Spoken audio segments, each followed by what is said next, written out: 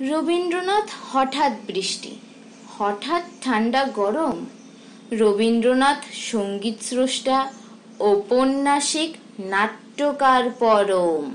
রবীন্দ্রনাথ বাংলা ভাষার সর্বশ্রেষ্ঠ সাহিত্যিক, অভিনেতা, কণ্ঠশিল্পী, দার্শনিক।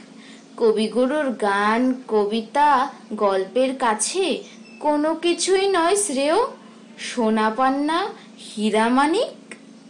কথা সাহিত্য ও প্রবন্ধ দিয়ে মতামত হতো যার প্রকাশিত, চার দেয়ালের মাঝে লেখাপড়াটা ছিল না তার নন্দিত। কিন্তু আবার প্রাকৃতিক পরিবেশে ঘুরে বেড়াতে যিনি হতেন খুব আনন্দিত। রবীন্দ্রনাথ যেন আমার গাছের ফুলে, যেন আমার গাছের পাতায়।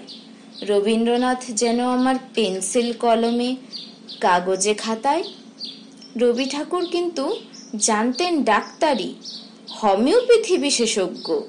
রবি ঠাকুর আমাদের গুরুদেব, সারা বাঙালির গর্ব করার যোগ্য। কে কোথায় আছিস আজি, কবিগুরুর ছবির সামনে প্রদীপ্তরা জ্বালা। আজ যে 25শে বৈশাখ, গানে, গল্পে, নাটক, কবিতায় রবি ঠাকুরকে প্রণাম জানাবার পালা।